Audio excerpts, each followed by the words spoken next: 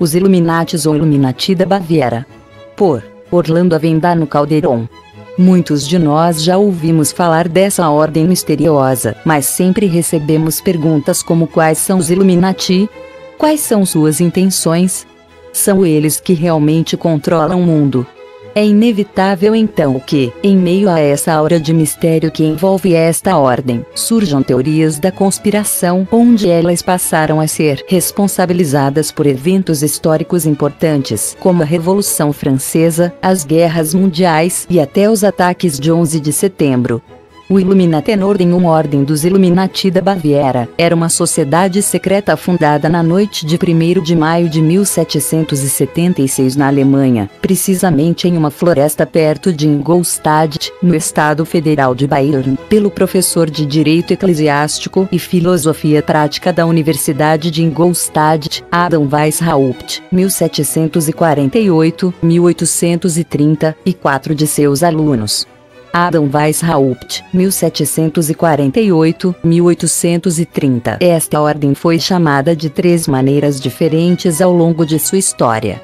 A princípio chamava-se Associação dos Perfectibilistas, por ser composta por intelectuais que formavam uma associação de estudos e leitura, algo como um centro de pesquisa e discussão.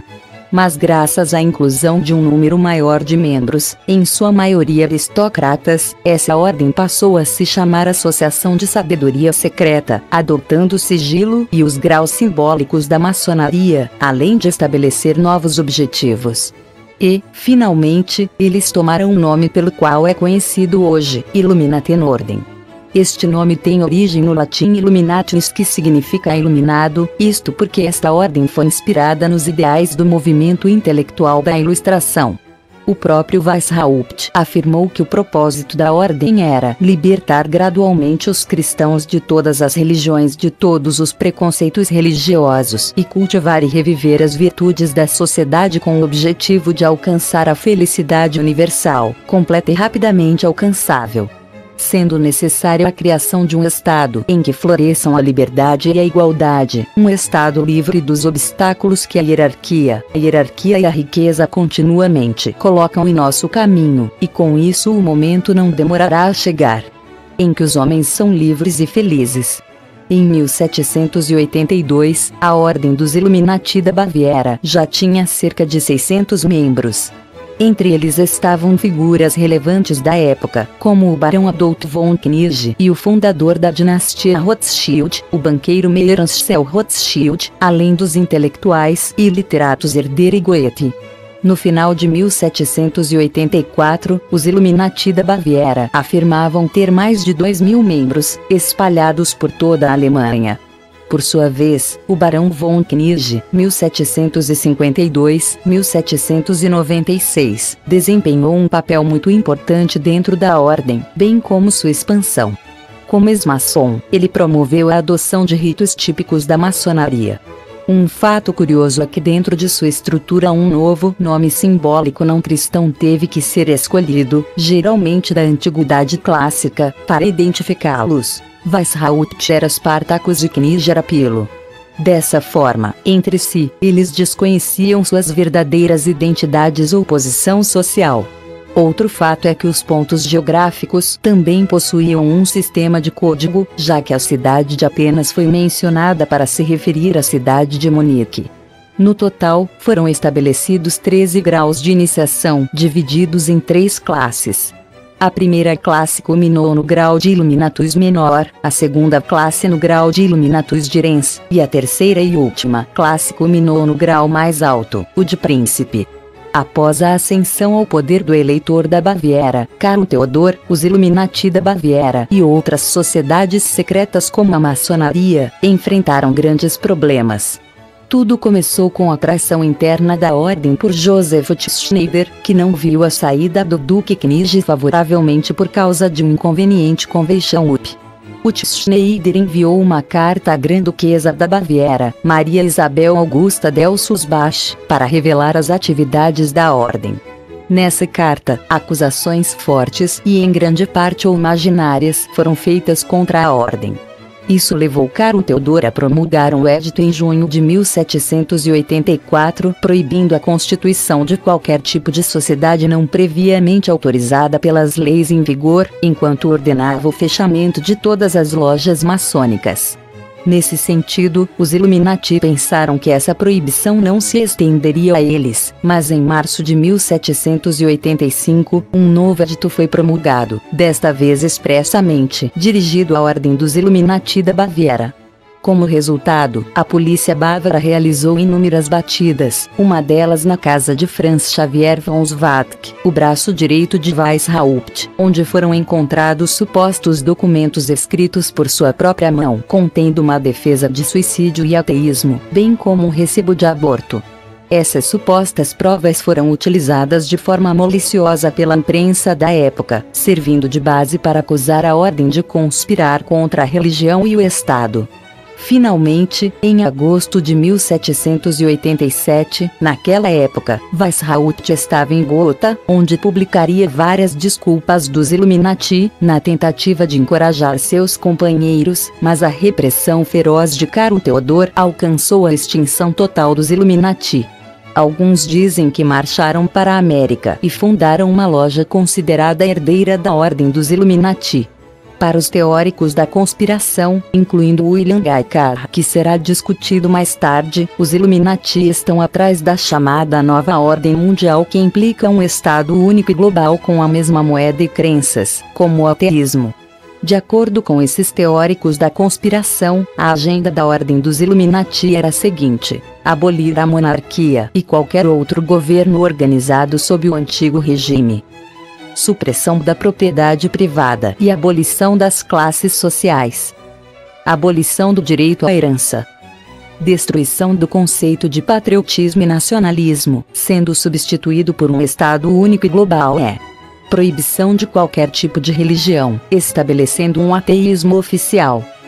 De todos esses teóricos da conspiração da Ordem dos Illuminati, está o canadense William Guy Carr, 1895-1959, conhecido como Comandante Carr, um fundamentalista cristão e teórico da conspiração antimaçônica.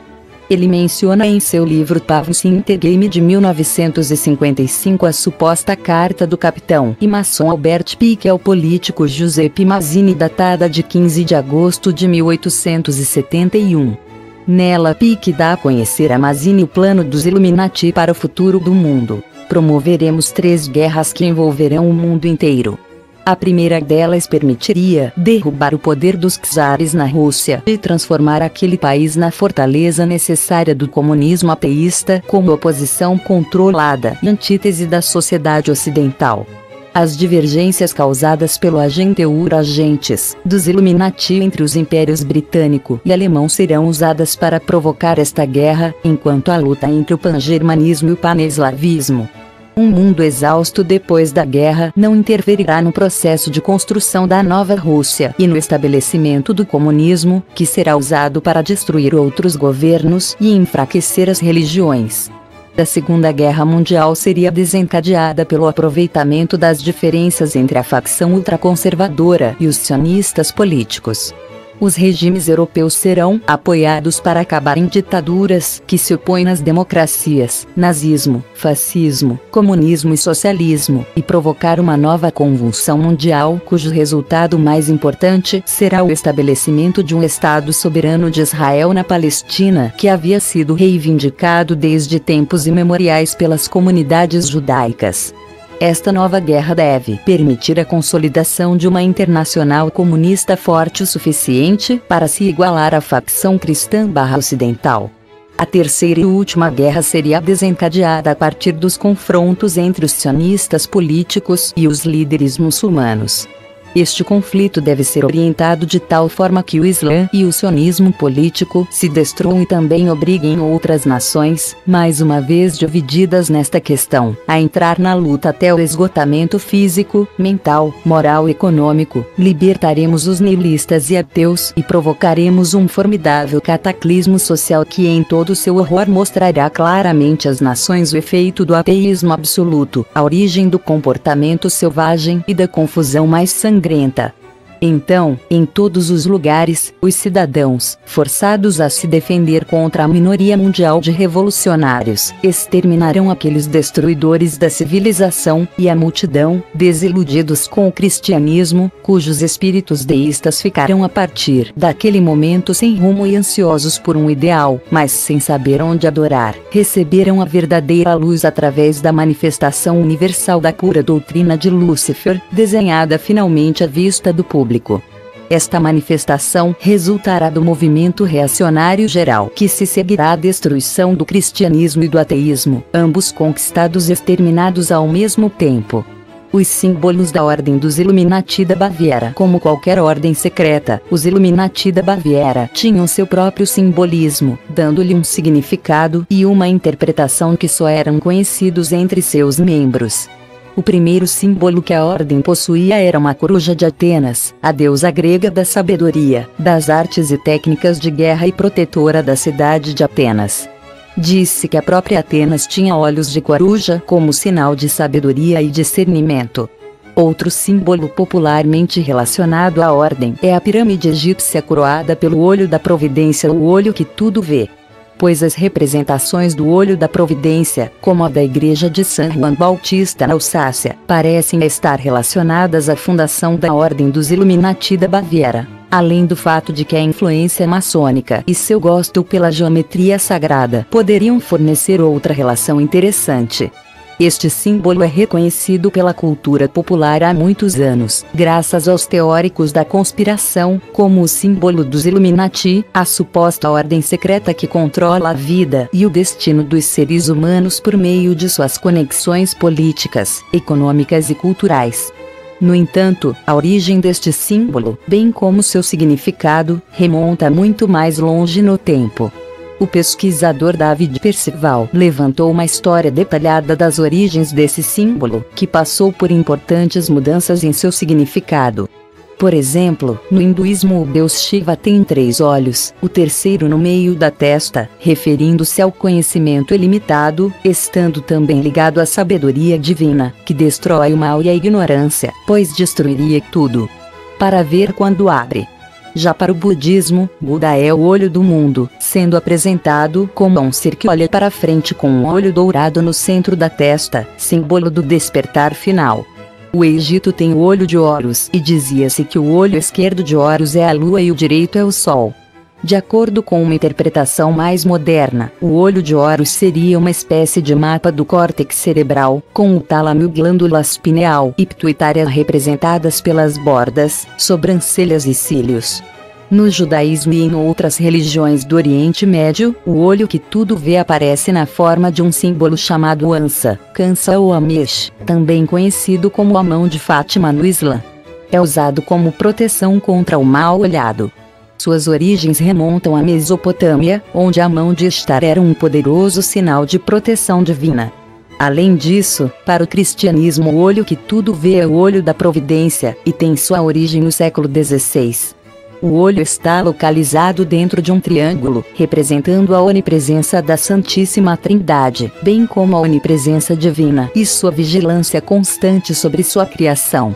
Este triângulo é um símbolo comum nas lojas maçônicas com vários significados, entre eles, a manifestação onipresente do princípio criativo do universo. Outro significado atribuído ao desenho do olho apoiado em uma pirâmide egípcia, presente nas notas de dólar dos Estados Unidos, é que ele simboliza as 13 colônias dos Estados Unidos, embora também se diga que representa a forma esotérica dos 13 graus do rito praticado pela Ordem dos Illuminati da Baviera. É importante esclarecer que as teorias da conspiração referentes à Ordem dos Illuminati da Baviera tiveram sua origem no final da década de 60. Isso graças a uma piada e uma obra de ficção escrita por Greg Wicker Thornley chamada Principia Discórdia. Esta obra é uma paródia satírica de uma religião conhecida como discordianismo e pedia ao leitor que adorasse Eris, a deusa grega da discórdia. Como uma piada, em 1967, David Branville, Robert Anton Wilson e Kerry Thornley traçaram um plano com a intenção de espalhar desinformação usando histórias dos Illuminati da Baviera. nas palavras do próprio Branvel, que queria trazer o caos para sacudir as coisas, o plano era espalhar a desinformação por qualquer meio, seja através da contracultura ou da mídia, e eles decidiram começar com histórias sobre a Ordem dos Illuminati da Baviera. Wilson, que então trabalhava para a revista Playboy, e Thornley começaram a enviar cartas ao leitor falando sobre uma sociedade secreta de elite chamada Illuminati. Posteriormente, enviaram outras cartas negando as que haviam enviado anteriormente. O conceito era que, se diferentes pontos de vista de uma história fossem dados, a população começaria a questionar e a pensar. Foi uma forma idealista de fazer as pessoas acordarem. O que obviamente não aconteceu da forma esperada. A piada foi ainda mais longe quando Wilson, junto com o editor da Playboy Robert Shequin Campbell, escreveram a trilogia Illuminatus, de 1975. Atribuindo grandes encobrimentos, como o assassinato de Kennedy, à Ordem dos Illuminati da Baviera. Por fim, o escritor e historiador americano Mitch Horowitz afirma que existem escritores e jornalistas que contribuem para a paranoia em torno dos Illuminati, e as pessoas se deixam convencer porque acham interessante pensar que existe um grupo secreto que domina o mundo. Se eles estudassem o que os Illuminati realmente eram, perceberiam que se tratava de uma organização política cujos ideais se baseavam em uma sociedade mais justa e que gostava da iconografia que se relaciona com o mundo do ocultismo. Com tudo o que foi visto, vale a pena questionar qual é a razão desse fascínio pelas teorias da conspiração.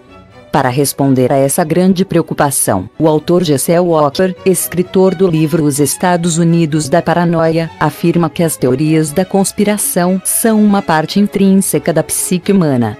Somos criaturas em busca de padrões para dar sentido ao mundo ao nosso redor. Se há lacunas em uma história, temos que buscar explicações para isso. Por sua vez, o filósofo Karl Popper teorizou sobre o assunto e escreveu que agora eles procuram culpados na Terra, nos bastidores, mas misturados a soluções mágicas. A Igreja usou esse fundo de medo e superstição. Isso deixa claro para nós que as teorias da conspiração nascem da ignorância causada por informações errôneas e fantasiosas, enquanto são alimentadas pelo medo natural do desconhecido. Não há dúvida de que a única forma de combater este medo infundado é através da vontade sincera de buscar o conhecimento verdadeiro, através da investigação, reflexão e compreensão. Bem, nas palavras do próprio Popper, a verdadeira ignorância não é a ausência de conhecimento, mas o fato de se recusar a adquiri-lo. Gostou deste podcast? Então compartilhe. Inscreva-se no nosso canal e acione o sininho para receber novos podcasts.